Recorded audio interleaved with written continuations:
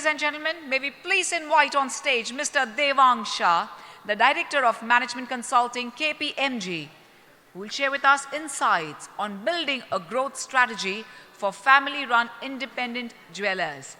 May we please welcome Devang with a loud round of applause, ladies and gentlemen. Hi Devang, came cho tamne? And all set for your session? Sure. Insights on building a growth strategy for family-run independent jewelers. So Devang, you're which generation? Sorry? In the jewelry industry, which generation? The first generation? Let's hear it from the very young and dynamic Mr. Devang Shah, the Director of Management Consulting, KPMG. Come on, ladies and gentlemen. Thank you. He's from KPMG, ladies and gentlemen. Thank you. Hi. Am I audible? Okay, perfect. Great. So thanks, Amit, and thanks to the RJIF team for having me here. Before I start off on the presentation, just a quick show of hands. How many people here consider themselves as family-run independent jewelers? Okay, that's a fairly decent number. So reasonable addressable audience here. Let me start off with a quick introduction about myself. It's my third year here at RJIF, second year as a speaker here. I started my career almost 15 years ago with Titan. I was a part of the jewelry team there. From there on, moved on to other retail companies. Have been a part of the consulting world for the past 8 odd years now. A lot of work with jewelry setups, jewelry companies in India and abroad. Primarily doing management consulting work.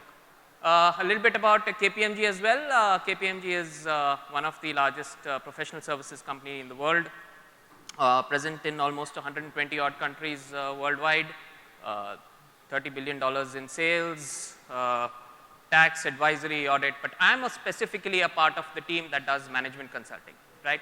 And last year, I talked a little bit about crystal gazing. So the topic that I was discussing last year was crystal gazing into the future to try and see what the growth areas will be. This year, I'm specifically talking about family-run independent jewelers. But nevertheless, what I'm actually going to start off with is a little bit of what I presented last year, right? So can I do it this way? Which way do I point? Perfect. So this is a slide from my last year's presentation, right? And I took the audience, some of you all were there, I took the audience through what the growth rate for the Indian jewelry industry has been over the last 15 years, right? You'll see on the left, from 2004 to 2011, from 2011 to 16 and 16 to 21, it's a little hazy, but the larger idea was that the growth rate at which the industry is moving has been dropping year on year. Right? And in fact, we saw that gold particularly was having a tough time thanks to a lot of things such as everything from regulatory aspects, people moving to other financial assets like equity for as an investment class, how millennials are particularly looking at experiences rather than assets that they are investing in. Diamonds were doing better until last year. This year, Bain seems to believe that India is struggling on diamond as well, although as KPMG we've been much more optimistic. The numbers, we still think diamond did grow last year as well, right? A lot of this is what I already talked about. Millennials we discussed. As I said, as an asset class, millennials have not been buying gold as much as they've been buying equity. And in general, they've been putting in their money on experiences rather than asset classes. Now, if we add all of that up, right, so it means that the industry must be struggling, right? That's what must be happening. And this is no longer crystal gazing. This is what the World Gold Council says happened last year. I don't know if you can see, but 9% drop in sales is what the World Gold Council said is what has happened to the to the gold side of things. As I said, diamond has done slightly better, but we are primarily a gold jewelry driven country, right? So if you add this up, if the crystal gazing that we did last year and we look at what the World Gold Council says this year for the Indian jewelry industry, then what does that mean? That people would have had a hard time this year, that most jewelers would have struggled, growth rates, footfalls, conversion ticket sizes would have been a challenge, yeah? Well, let's keep that aside for a moment and let's look at the second aspect. This is the three pie charts that you see is the proportion of Indian market that large family or not family owned, but what we call chain stores or organized jewelers have been clocking over a period of time, right? So, 9% in 2007, 22% in FY15 and expected, and in fact 30% in FY18. That number will be higher this year. So, if on one side of things you are seeing that the market has been growing at a slower and slower pace, and if the organized sector has been expanding its presence in that pie continuously, then who do you think will be the will be the hardest hit? Any guesses? The unorganized single store, 2 store, 3 store folks have been the ones which have taken the hardest hit on this front. In fact, I don't have the slide here right now, but if you count the number of GST returns, the number of people who are filing GST within our HSN codes, the number of that number has been going down as well, which means there are fewer and fewer jewelers that are existing on the long tail of the jewelry industry. So, the big guys are doing really well. In fact, this is fairly recent, right? Titan has again reported stellar performance. Let's look at the next one. Kalyan, again Q3, stellar performance. So, the large jewelers have been doing really well, whereas the single store or 2 store, 3 store, typically family operated, not just family run jewelry stores is what has been struggling. Now, today I will in simple terms try and share 3 ideas that independent family run jewelers can adopt if they have to try and thrive and grow in this market, right. So, you're with me, only 3 ideas. Okay. First, be known for something very specific. We are not the only industry which is going through a cycle that I recently talked about. In the West, apparel went through this many years ago, right. So, it's not the only category, it's not the only industry which is going through the sort of consolidation where the bigger players try and get more and more share of a pie of a market which has been either stagnating or growing at very small growth rates. People who have done well were known for something very, very specific. It could be something other than just design. I think a lot of people think of themselves when you ask them what are you known for, a lot of people simply come back and say, "Meri design bahut achhi hai," right? Or people come back and say, "I have a great customer base. Mere customers bahut loyal hai mujhse," right? But you have to think beyond that to something much more specific. For example, are you really known for bangles? Are you really known for Kundan Polki? Right? If you're talking about designs, be known for something that specific. You could be known for things other than designs. For example, you could be known for schemes. I have the best exchange scheme in the market. Nobody has that. I don't cut any charges. Jitna sona aaya, whatever the caratage, I multiply by my selling gold rate and I give it back. Something that's not very common in the market, but you're known for something very specific. You can be known for specific value added services. So, for example, minor modifications, I do it for free all the time, right? Or if you bring back jewelry within 6 months, I'll give you back half the making charges also. It need not be economically unviable for you, but if we have to survive in a market where the larger players will be flooding the market with large showrooms, large amount of stock and a large amount of advertising money, you need a specific reason for customers to come back to you.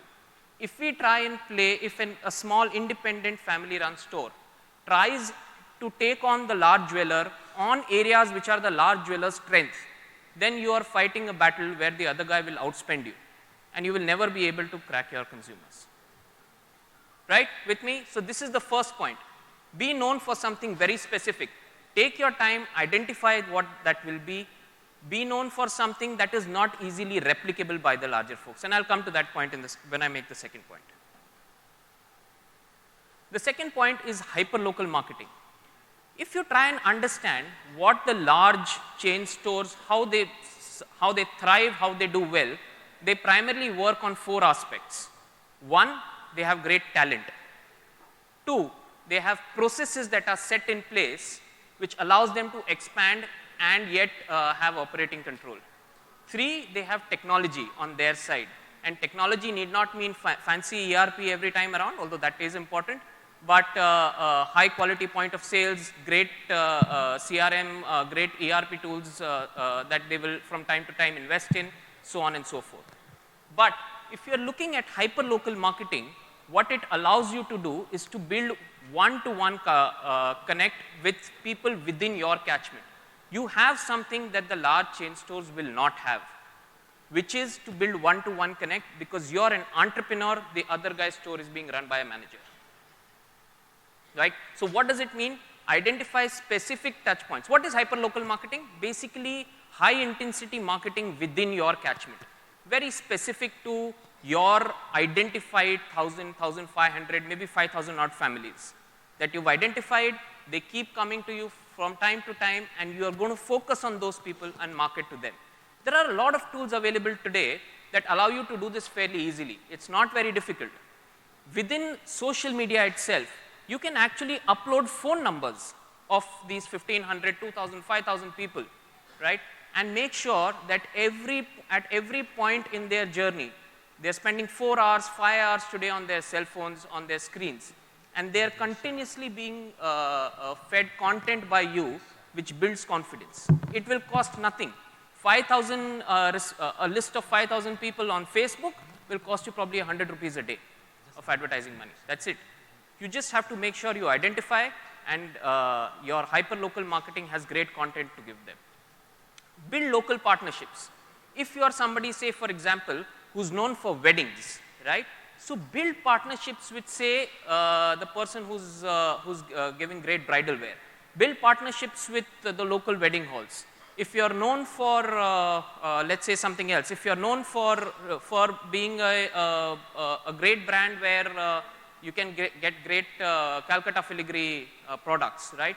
So then try and find out who are the design-centric people. Go to the designer wear store and say, how can we build a partnership? We have common clientele, and how do we go to them together so that 2 non-competing categories are going out and addressing the same client?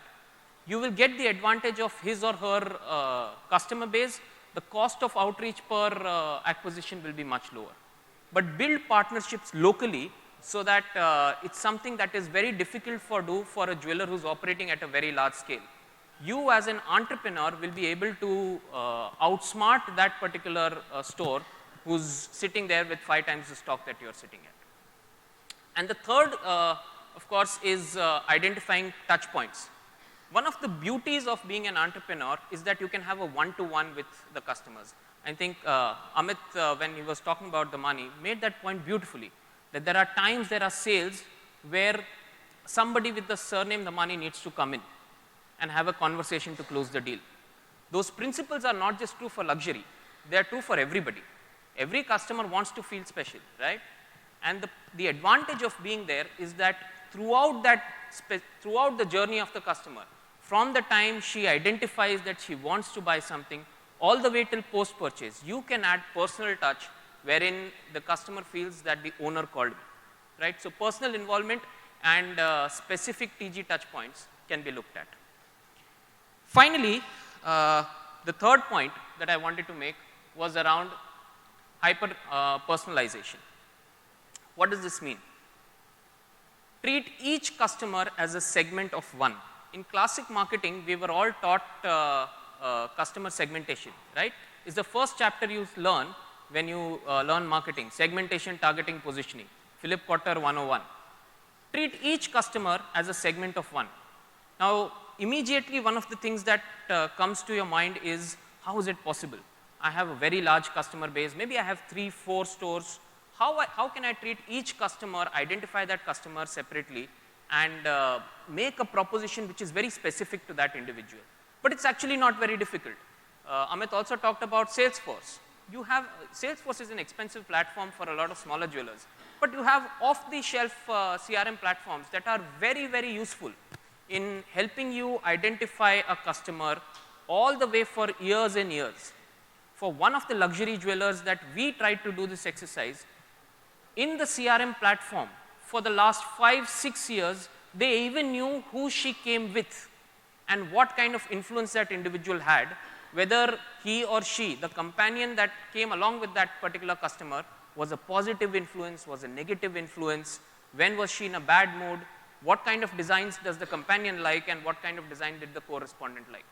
A good CRM platform will allow you to localize, to personalize everything that you are trying to do to a customer. Right from the time pre-purchase, so right from the time she's searching for options, should I buy from jeweler X, should I buy from jeweler Y, should I buy diamond, should I buy gold, should I buy necklace, should I exchange my old jewelry or not, she's already searching for information. And you, thanks to all the information you'll have in your CRM, from all the data that you've loaded in the past, will be able to influence your customer all the way through the journey. So it could be one-to-one relationships, use off-the-shelf CRM systems, do the journey mapping one by one. So कब लिया, उसके बाद कहाँ आई, what kind of advertisements does she look at, what kind of products does she go for.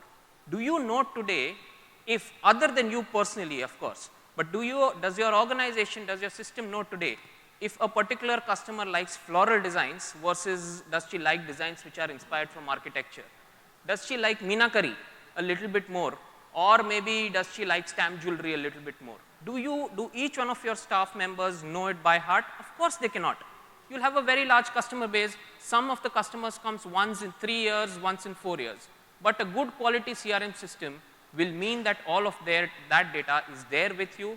The moment she walks in, you already know what she wants. So the first tray that comes out will not be meenakari, but maybe stamp jewelry because that's what she wants, right? So you know that that entire journey. You can personalize to all the way to the next levels. For example, do you personalize pricing? A lot of people in a lot of categories today don't necessarily put their pricing up on labels, and they realize what are the products where value pricing can happen, where you can charge more to a customer basis his or her preferences versus something else, right? Where you can offer better exchange, somebody who's more likely to buy with a richer exchange offer rather than looking at, you know, the majuri, the making charges, the wastages that you charge. Some people walk in saying, मेरे पास आपका वो 100 रुपए का coupon है, or I have a 1,000 rupee coupon. Now that 1,000 rupee coupon against say a lakh rupee sale of a jewelry purchase may not mean much to us, but did we send it out to the right 100-150 families? All of this is hyper personalization, which is possible today in the age of technology. It was not possible until maybe 15 years ago when CRM systems were not so evolved, but this will give you the edge, the customer centricity that you will have to bring in, which will help you beat the larger jeweler who's relying largely on processes and painting the market with a thick brush rather than doing the fine tuning that is required and which a customer will always appreciate. Right? So that's it from my part. I had a short presentation. I hope I have been useful. Some of the ideas have been useful. My name is Devang. I can always be reached at devangshah2@kpmg.com, and I'll be more than happy to answer any questions if there are. Okay, now we'll have a question answer session, and this will be, the moderator will be Mr. Devesh Shah. He runs DS Consulting and is one of the partners. 22 years, Tribhuvan Das Bhimji is a very head of retail and now own consulting. Devesh, I'd like to ask him and also the audience. Thank you, Samitji, and Devang, thank you so much. I think you, you have touched the pain area of the ongoing retail jewelry industry, and especially you have given the 3 different ideas where jewelers can work upon and trying to improve the business. And before, I have a special question for you, but before I ask the questions, I wanted to open the forum for anyone who wanted to ask the questions. Okay, so Devang, I'm getting your mic here. Devang, from last many years, we had been hearing that the share of organized is growing, and which is shown in your presentation clearly. that from 2007 to 2018, the growth is almost multifold, about 4 times. Now, most of the people who are here are family jewelers and who has been there in the gems and jewelry business from many decades, or probably it's the third generation, second generations are managing the business. Now, how do we recognize or how do we change our business to become an organized? And how do we do that? Especially this term is very popular, but people don't know how to recognize as an organized jewelry player, you know, rather being considered to be a mom and pop or single family store or unorganized sector, you know. Okay, so while recognition itself is a perception of the mind, but I can probably share what it actually takes to move from being an unorganized jeweler to an organized jeweler, and the principles are same for the jewelry industry, or it could be, you could be selling grocery, you could be selling fashion, you could be in fishing or shipping, for, you know, all it matters. There are 4 aspects that clearly define whether you are unorganized or you are organized, right? I'll go one by one. First is talent. What kind of talent do you have in your organization? If your talent is largely surrounded by people who you could get for the price you wanted to pay, or because they are relatives of yours, because they are a part of your family, then you will continue to be qualifying as unorganized. It sounds hard to a lot of people, I know, but hire the best for the business. In today's day and age, with the amount of data available, with the amount of technology available, it's not necessary to have somebody quote unquote very trustworthy sitting on quote unquote the galla. There is enough technology in place, there is enough stock take that can take in place, there are enough fraud detection processes in place, so that you can switch somebody who's just there for the sake of, you know, because that person is a relative, with somebody who's actually best placed to do that job. And this holds true not just for inside the store, but your merchandisers, your buyers, if you have a COO for your company, the store manager, everything. So first, talent. Second, process. You cannot scale up a business without set processes in place. A single man show can only take you so far. Eventually, you need to build an organization. You need to move from being a store to being an organization. To be an organization, you need to build processes from buying, from store operations, from merchandising, from pricing, all the way back end to your HR, how your marketing works, how your IT works, etc. You need a set of SOPs on the back of which you only will replicate and keep adding new stores. If everything is dependent on you, it's a general litmus test, it's a general heuristic you can try. If far too much of firefighting is happening on a day-to-day basis, processes are not in place, address processes. The third point, so you've looked at people, you have looked at processes, third point is technology. You will not find an organization which has been able to scale up, which is an organized player, unless there has been significant input on the technological side. Use technology to scale.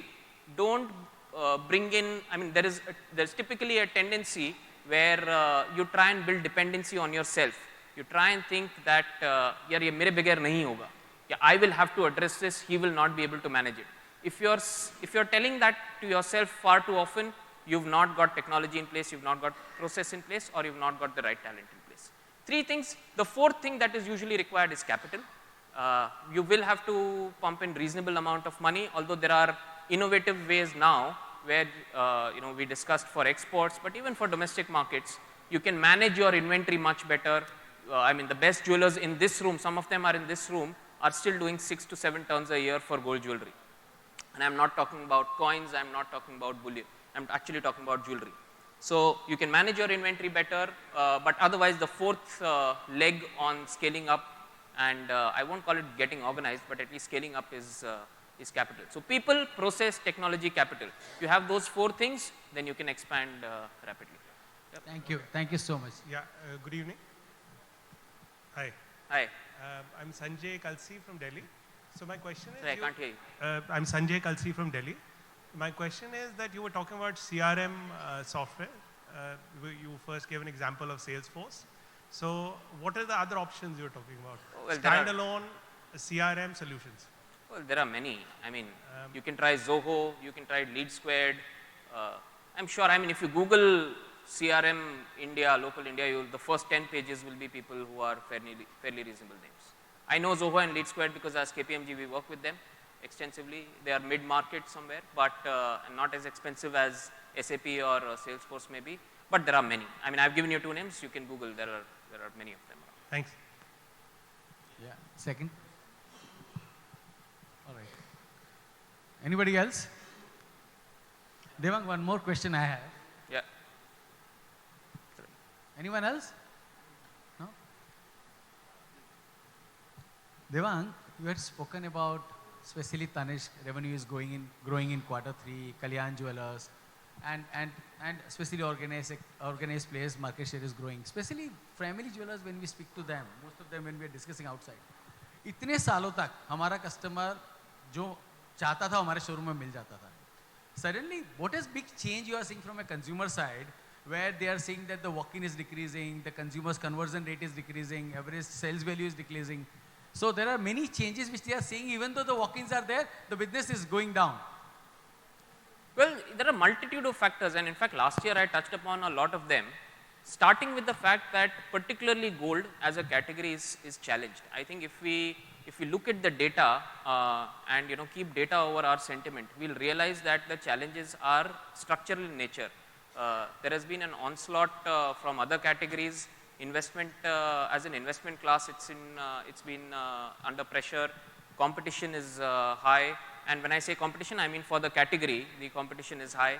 So there are a lot of challenges. There have been regulatory hurdles from time to time. So there are challenges to begin with for the category. Currently, the economy is in a little bit of a bad shape, so that adds up, and then you have competitive pressures. So the number of stores may be flat or declining, or number of jewelers may be flat or declining, but the larger players are adding stores on a regular basis. So if you add all of those things up, those are the challenges on the footfall side of things. On the ticket size side of things, it's very clear the money being spent per wedding is going down. It's very clear, the trend is absolutely clear. Whatever consumer survey you look at, the amount of money that people are spending on jewelry now is largely token money. It's because there is a tradition that exists. The bride takes more decision than the mother-in-law and the mother of the bride today, and a large part of the money that is being earmarked for the weddings are now being spent on experiences like vacations or having destination weddings and so on. So that's broadly why it's a gamut of factors that are finally impacting the industry. So at the same time, where is an opportunity? If suppose most of the jewelers, where we are saying that India is a growing population, more millennials, 70% of the household income is earned by now millennials, they have a higher disposable income in their pockets.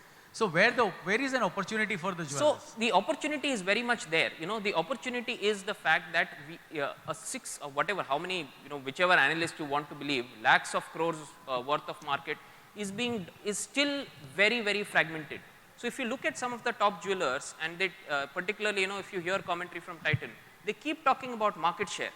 And whenever there is a question that is posed around, the industry is facing challenge, what will you do? They'll say, we are at 3%, we are at 4% of the industry. We'll take share from the others. The big opportunity today is to take share of the unorganized market. And when I say unorganized, it's nobody in this room. In this context, when I say unorganized, nobody in this room is unorganized. I'm talking about the absolute goldsmiths. I'm talking about people who maybe sell, 10, 15 bills every month, not more than that. That's a huge market. That's where lakhs of crores of jewelry is actually still being sold. And there is a definite opportunity to go out there, meet those customers, acquire those customers, get them in, and then keep selling to them at a replacement cycle of close to 18 odd months. All right. Thank you. Thank you so much, Devang. Yeah, perfect. I think we can take one more question.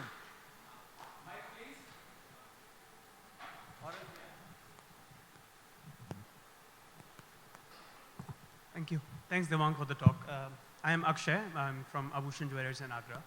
I have a question, particularly on the talent acquisition part of the organized versus unorganized that you mentioned.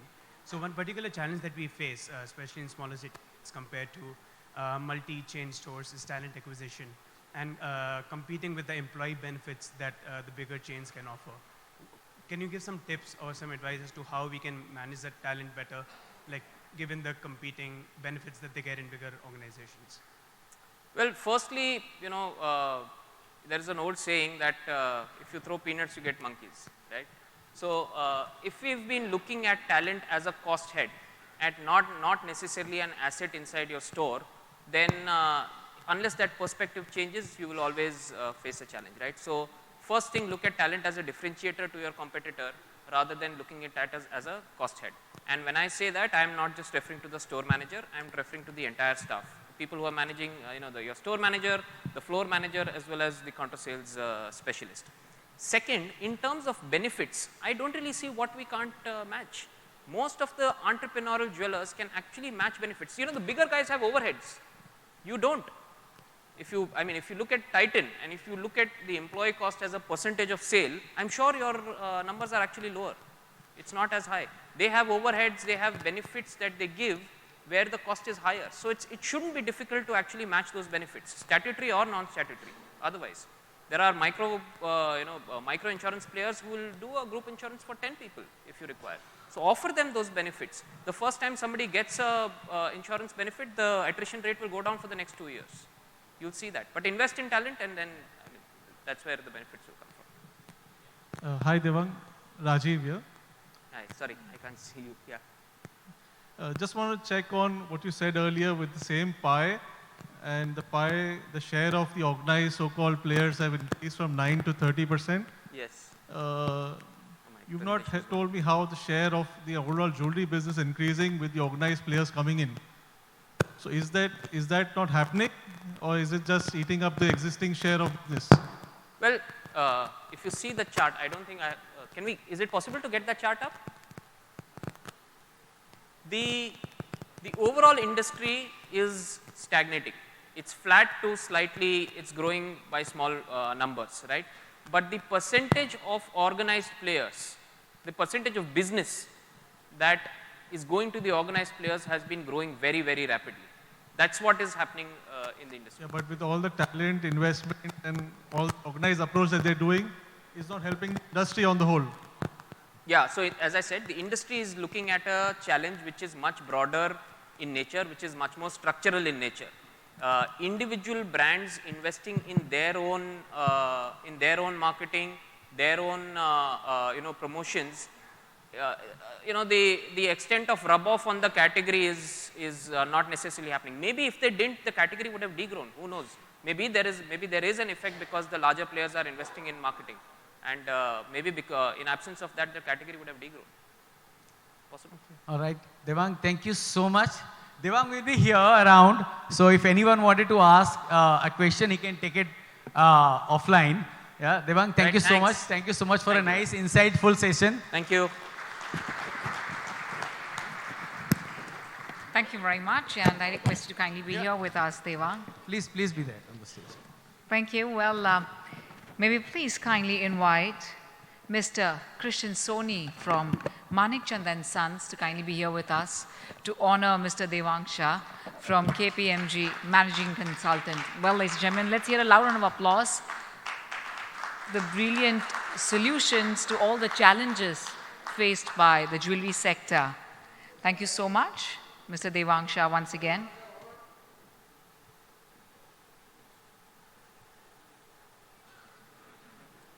Thank you very much for doing the honors, dear sir.